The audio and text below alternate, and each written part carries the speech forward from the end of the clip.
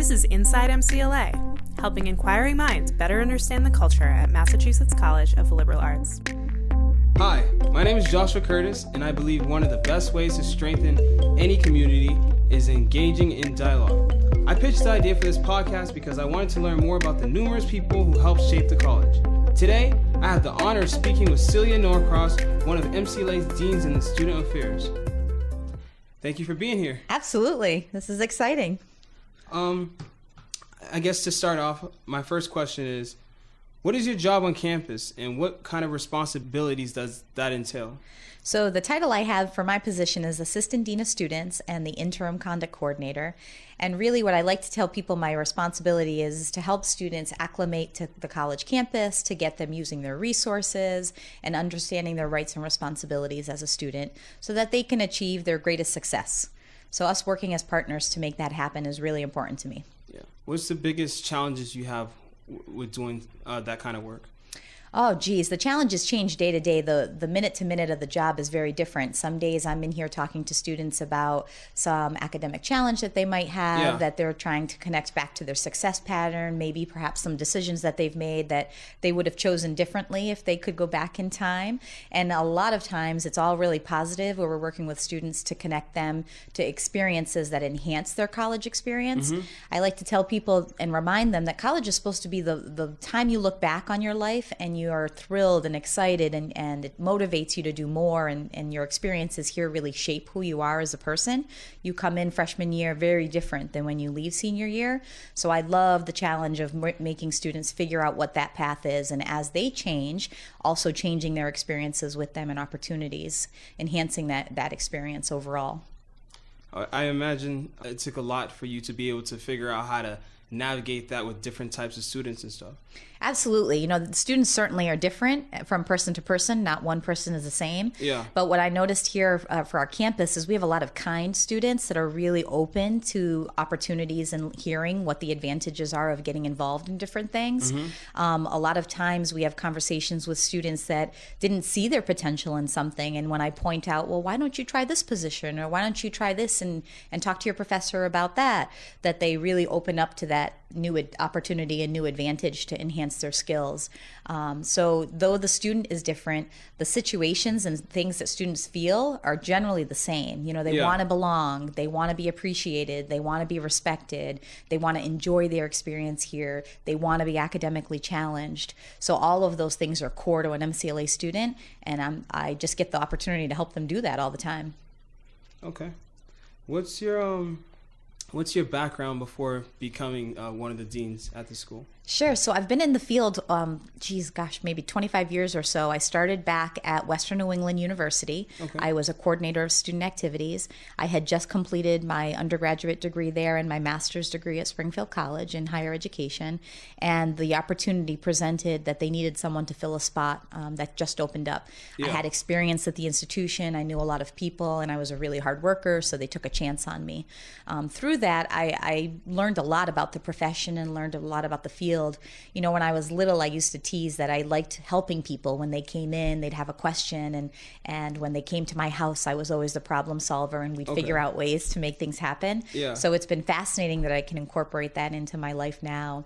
And the progression just happened, you know, from position to position. I got a couple of promotions at Western New England. Again, I finished off that master's degree. My husband's from the area, so we wanted to raise our children back where his family was. So we moved here. And the college has been really great on growing a professional experience in Rolodex for me. I've gone from coordinator of student activities to director of student activities, done a lot with first year experience and orientation, clubs and organizations, and now I get the opportunity to support some other departments within student affairs and offer some advice to some great directors and coordinators that work with me on projects. So it's really an incredible team atmosphere, and the students are so lucky to have such a team working for them. You said you went to college in Springfield? Yeah. Okay. Yeah. What's the biggest cultural difference between Springfield College and MCLA? So let's see, maybe to understand that, you got to know what my background is. So I was born in another country. My dad is from India and my mom is from Portugal. Okay. I was born on a little island off the coast of Morocco called Madeira. Okay. I moved over to Washington, D.C., a pretty big city, when I was little and lived there for about 4 years. And then moved up to New Bedford, which is in Massachusetts, another big city, lots of cultural diversity in both areas, in all of the areas I grew up in. Springfield was a natural progression, and I like to tease people and say that I went to schools that accepted me and that I could afford, right? Like everybody's motto, right? Let's go where we're accepted and what we can pay for. And took a chance with Springfield, had never been before. The campus is situated in such that you didn't really have to go off campus much to do things, but I made it a point to get involved and do service and to visit areas, work in some of the schools, and really embraced, again, that cultural diversity that wasn't really on our campus necessarily in the years that I was at Western New England. And I brought that too. You know, I brought my own cultural experiences. I challenged clubs to do different things. I became a member of a club called You and Me, which was our multicultural club. Okay. It was coordinated and advised by still one of my mentors, Yvonne Bogle, and just a fabulous, fabulous individual. She still works there. And so I did my own things, and I kind of cultivated a space for me and people like me and students of color and people that wanted more cultural diversity. And we did that through my undergrad, again, a very supportive environment. Went on to grad school to do that. So Springfield was interesting. It was different. We didn't get to travel off too much. You know, we got to go see to some of the museums and got to go do some of that service that I mentioned.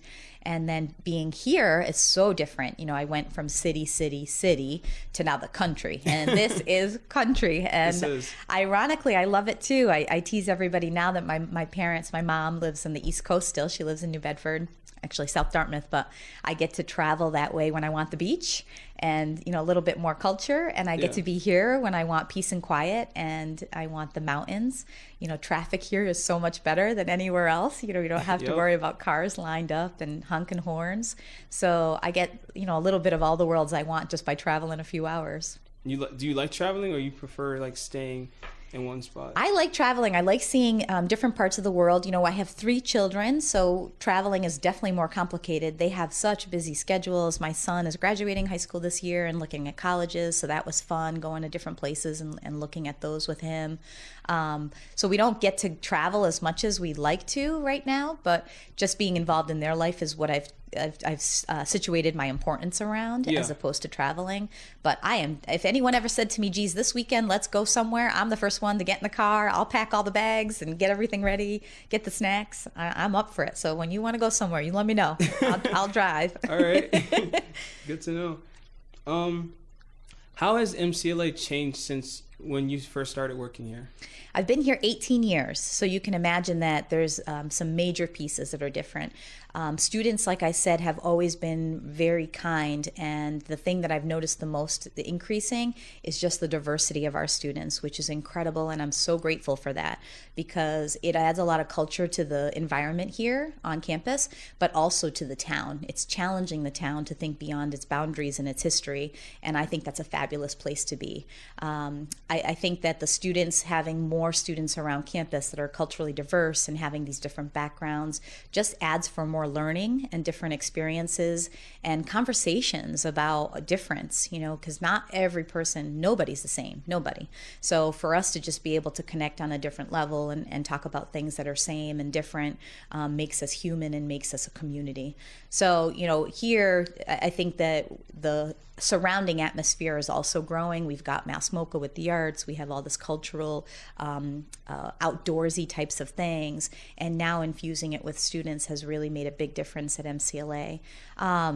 You know, through the years has been change in leadership, which has been exciting. Every president and every executive board member brings something different to the table. Mm-hmm. The numbers of students have fluctuated from enrollment. We're trying to find an enrollment that matches our needs for students, but still allows us to diversify on projects. But the classroom size has stayed really small, which our students gravitate to, that one-on-one learning, that small class environment that allows them to do things. And, you know, every year that I've been here, the students have been really great at creating their own opportunities. So I think of the performance clubs, and I know you and I have chatted in the past about a bunch of times about that. You know, Harlequin, Yorick, Nexus, Greto's, all of these performance clubs. And all the clubs really are run by themselves, which is an incredible thing for students to be able to champion resources and people around being able to put on performances and put on shows and put on different things and activities with them, this grassroots level of sorts, you know, them doing all the work, calling agents, managing a budget, making flyers, picking the performers. So for me, there's been some major changes when you look at the layout of campus, some infrastructure pieces that I've added. We've got a turf field, right? We've got some newer upgraded buildings, but at the core of it, we still have these valuable students that are making this the best place that they can and that they want. They're making it an experience that they want. Okay. What does resiliency mean to you? Resiliency is tough, you know, and like I said, I have 3 kids, so I'm not only going to speak from the aspect of students here, but the upbringing of children, and I'm going to probably be honest with how I mother them too, right? I think that the world has changed. When I was little, you would go outside and play from morning till night. You know, I think of the summer days. Yeah. I grew up in New Bedford, like I mentioned to you. We were in a big city. Right outside of my house was the city basketball court. And I would go and play and do stuff with friends. You'd do whatever. You'd go to a friend's house. Your parents rarely checked in because they figured when you needed something, either the police would call, the neighbor would call. Like if something was wrong, somebody would tell you. Otherwise, you were fine, right? Yeah. We didn't have phones. We didn't have any way of checking in. Well, I mean, we had phones, but not cell phones. We didn't have cell phones. There was no way of checking in. So there was a lot more responsibility as a child to take care of yourself, to know right and wrong, to be able to deliver what you were doing next. And there was no play dates, right? Your play date was, hey, Mom, I'm going to Stacy's house. I'll see you later. That was your play date. We fast forward to now, right, where my children unfortunately have to tell me when they're coming and going. I have to know when they're coming back. I have to know where they're going to be. I have to know who's there. Most of them, 2 out of the 3, have cell phones. And if they're not back at the time that I need them to be, I text them to make sure they're safe. You know, we have this this responsibility that I've given you a phone mostly so I can reach you, right? Not so that you can talk to your friends or play video games. And the play dates are, I call up the mom and say, hey, you know, so-and-so would like to play with so-and-so at this time on Saturday. Are you free? You know, it's very rare that my kids are gone from the morning till night where I don't know where they are. Yeah. So, you know, that's a big shift and change. Now, the reason that's important is it correlates to the type of student that now is coming to MCLA, right? I mentioned my son is 18, and we've shifted the responsibility almost off of them to us as parents, to adults. And what's happened is it's created this atmosphere for students, and no fault to their own. This is how they were raised, right? That they're not necessarily holding themselves accountable. Yeah. This resiliency piece is confusing to them because before, when something was wrong, they had someone help. Someone swooped in and saved them. Someone picked them up, right? Someone brought them where they needed to go. And now when you come to college, we're telling you you're an adult and you should be able to bounce back when something goes wrong. And we should be able to figure out a solution to a problem. And it's jarring for them. It absolutely, because K through 12, your first years of life up until coming to college, you've had mixed messages. Now, granted, I like to think I'm part of the parenthood piece is that you're making them make choices. And my kids are really good kids and they make very good choices. So I'm sure there's parents out there listening that are like, oh, lady, I'm not like that at all.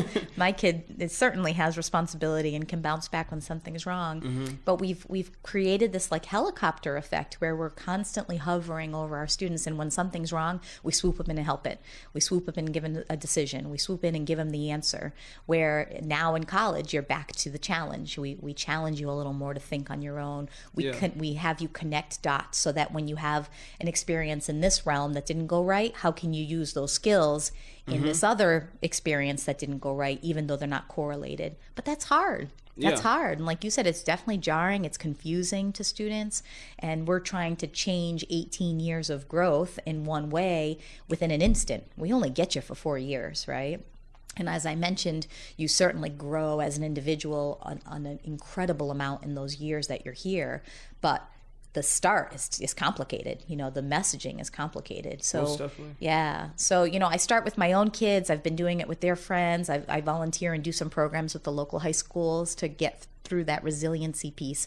You know, for me, it just means being able to understand what to do next. And it might take a day, it might take a week, it might take a month, but being able to yourself, with the help of resources, if needed, figuring out what to do next. And that's important to point out because, again, how we've created individuals is complicated, and it's just going to continue now with everything instant and technology. You want something, you look on your phone. You need something, you order it online. The pizza shows up in 10 minutes, right? You fast food, fast everything. So we're just perpetuating the problem of resiliency because resiliency doesn't happen in an instant. Right? Yeah, it takes time. It takes time. It's something that learned. And let's face it, you're something can happen and you try something to fix it and it doesn't work, right? It's a method of trying and trying and trying and figuring out what works best for you. Yeah. Yeah. How does MCLA accommodate the different learning styles of students? Because I would imagine when you're helping people make choices, for instance, there's visual learners, there's tactical learners, it's a whole bunch of different things. Yeah. Is it usually hard, or you feel like similar techniques work for every student? Yeah, I think it depends. So obviously academic affairs has a whole department geared and ready to help with learning differences, right, and learning abilities. Our SESI department is fabulous. The staff that works over there takes time and care in creating individual plans and accomplishment and goals for students on their own learning. And that's just academic, right? Yeah. So if we flip to the side that I work on with student affairs, it's very much the same way because we like to say that you're out of the classroom more than you're in the classroom. So what we have to do from a student affairs standpoint is understand what you are as a learner and how you learn to give you the important living messages, right? All these life skills that you that complement your academic experience. And that's hard because for me, I know I would consider myself a visual learner. If I have to memorize something, I write it down. Charts are wonderful. I love charts. I like pictures. I'm the type of person which really frustrates my husband when we have something to build. He reads everything from start to finish before he starts. And I look at the pictures like, okay, this part looks the same. I'm going to put that together. So, you know, I totally understand. And I bring that into the work I do because I know I'm different from others around me and that not one way is the only way. And it certainly isn't the best way because if someone asks me to read those directions and follow through the steps without the pictures, I'm going to take more time to do that than I would have if I had the pictures and vice versa. Someone might look at the pictures and think it looks confusing and like the reading aspect where their mind takes over. So we do that with programs and activities. We definitely have broadened through the years of being here different ways to publicize events. You know, we do the posters, but we also do little chats. We create lists and send out words. We send out emails with lots of information. We give you links to other places that have information. When I look at the conduct system, same way. We have a handbook that I'm hopeful everyone reads, but I'm probably pretty aware that it's selective reading in the whole handbook, and that's fine. I get it. I'm not the reader either, right? So what we're trying to do is create smaller little bites of information that tell you your rights and responsibilities so that later you understand what was in the handbook in a different fashion. So you have that ability to do it either way. So we really have laid that out in a lot of different aspects. When I think of Spencer with the Center for Service and working with the volunteer programs, same thing. We have programs that last a long time. We have programs that are small little snippets. So you can come out for a day, you can come out for 2 days, or you can have a longer period of time. What do you mean by that? Like you said, you have different type of programs. Yeah, so there's some programs, and we can get you the whole list, and you can use it however you want, maybe in another podcast. That'd be kind of fun. But there's some mentor programs. There's programs local in the high school. There's the food project that's happening too in town, the food pantry here on campus. There's a number of different programs like that are ongoing. So someone can sign up and help all the time. Okay. They can help consistently throughout a semester. And then they have these events called like the Day of Service, for example, that's coming up in April. April 18th, I think, is the date. And what it is 1 day. So if you only had a day to give back, you sign up for this day, and then you pick a service site or get assigned to a service site, and then you go and help for that day. So you wouldn't have to obligate your schedule to something every week or every other week, but you get to do it more on your own on time and this one-time thing, so you can have this experience still and be a part of the service world, but not necessarily the obligation of something that is always ongoing. But that speaks to what you were talking about, different people and different styles. Some people like to have the responsibility every week and want to be in charge and want to do all the work, and others, given their schedules or their frames, can only do this one-time thing and get the value out of that as well. So we do that with everything. We do that with clubs and organizations. We do that with programs. We do that just, with everything, really. Yeah. Can you describe to me a story about something that happened on your job that made you realize this is what I want to do? Yeah, so it's interesting. There's a couple stories. The first one was I was working as a student and in the student activities office down at Western New England before I worked there professionally. And Joe Scafito, I still remember his name, called me in the office one day. And he said to me, "Celia, what are you going to do when you grow up?" Now, I had gone to school for human resource management, and it was a management major. I liked marketing. I had a concentration in marketing. And then I also was going to potentially run a hotel. My dad, when he was alive, was a hotel manager. And I loved that aspect of talking to people, meeting them from all over the world, giving them this customer service angle. So Joe Scafito said to me, "What are you going to do when you leave here?" It's my senior year, almost a month away. And I said, "Well, I'm going to apply for jobs, Joe, right? That's what you do." Get my little resume paper ready and send it out. And he said, "Well, have you ever thought about being in student activities?" And I said, "Geez, I didn't know you could have a job in that." And you can imagine his surprise when he looked at me and he said, "Duh, I work here every day. I've come in and I get paid." And I said, "You know what? I never really thought of it." So him and I chatted for a couple weeks in a row about the different aspects. He certainly told me that I'd have to get a master's degree in the field, to be able to go up and in different positions and to be able to challenge myself and challenge the students I'm working with. And I did. And it was really amazing, because if I didn't have that moment, I probably would be in a different field where I didn't conceptually, I knew people were there on college campuses helping us all. They just didn't correlate to a job, and it's so strange to say out loud, but it was so different thinking back then for me. So that was, one of the main experiences that really drove me to do the position. I have hundreds and millions of stories that I work with students individually, and I know you and I have chatted on campus here and there, and those are the moments that keep you going in this work, because in any given day, it's hard work. Some days it's challenging work. Most of all, it's motivational work. And no matter if my conversation with the student is hard or positive, it motivates me to want to do better for our students and want me to continue in the field. So the small times we stop and chat and just say how your day is going and maybe what's new with one of the clubs you're involved in, or I see lots of students that tell me what's going on back home and how their classes are. It's a constant reminder and motivator to keep working in the profession. And the reason is because that moment in time that I had with you makes an impact. That Joe Scafito moment for me made an impact. And I'm ever hopeful that every minute and any minute I get with a student can have a life-changing effect for them as well. I might see someone on a bad day where they were just really distraught that day, and maybe just my hello made them feel better, or maybe my advice to them on what to do with a club or some other thing helped them get past that hump. So for me, that's what the work is about, and that's what keeps me motivated. Yeah. Thank you. Okay.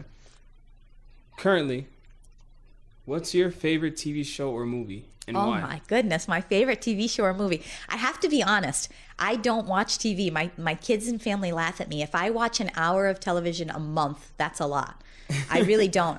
As you can imagine, and you see me walk around campus, I'm a busy person here. I'm even busier at home.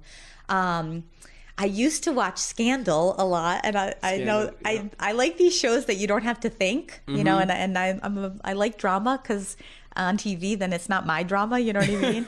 So I used to watch Scandal a lot, and then it got a little weird, so I stopped watching that. Okay. But I can think that's probably the last thing I watched consistently. I love the History Channel. My family watches this Oak Island show where they're looking at treasure on this Oak Island thing, and I tease it because they're not going to find treasure. I hope they do one day. That would be kind of nice. Yeah. So once in a while, I'll pop in to see what's new on Oak Island. But for the most part, I don't watch television. I'd rather watch sporting events. If a soccer game is on TV, I'm a big soccer fan. I'll watch that. When the international teams are playing, that's pretty cool. When we were little, my dad listened to Benfica on the radio, and we watched soccer all the time. So I think it reminds me more of him as well. So I like that connection to him again. So sporting events, I guess, but I don't watch a lot of television. Okay. And my TV is situated, I can see it from my kitchen. I spend a lot of time in my kitchen cooking and doing different things. So I guess I peek at it once in a while, but actually sitting down and watching something, nope. That's fair. That's kind of the same for me these days. Yeah, I bet. You have a busy schedule, so I don't think you're watching much. People will tell me too, they're like, oh, you have to check out this Netflix series, or you have to check out this, and I write all these things down. But no, I don't do that. That was me for movies and like video games, because I was a massive video gamer. Is there a favorite video game? I have a whole bunch. I would say like Skyrim.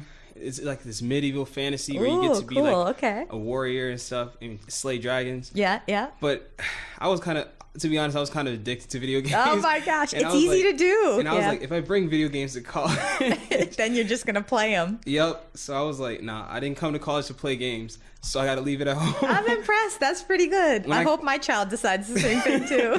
When I go back on breaks, that's like a perfect time for me to decompress. No stress. You don't have to work. Just have some fun. That's a good idea. Yeah. But you've answered all the questions, so thank you so much. Oh my gosh, that was so wonderful. Thank you. Anytime.